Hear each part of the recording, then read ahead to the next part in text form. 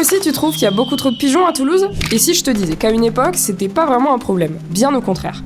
Allez, je te raconte, mais d'abord abonne-toi à Oh là là Toulouse pour ne rater aucune anecdote sur la ville. Si aujourd'hui on considère les pigeons comme des nuisibles, ça n'a pas toujours été le cas. Pendant longtemps, on leur construisait même de jolies petites maisons. Des sortes de tours en pierre ou en briques, sur pilotis, flanquées de petites ouvertures pour laisser passer les oiseaux. Tu les as reconnus? Il s'agit des fameux pigeonniers ou colombiers. À l'époque, ils servaient à produire des pigeons pour la consommation, tout en récupérant leur précieuse fiente, appelée colombine, pour en faire de l'engrais. De nos jours, c'est au Mirail qu'on peut en observer le plus grand nombre. Jusque dans les années 60, ils sont principalement entourés de terres agricoles, de jardins maraîchers et de maisons de maître.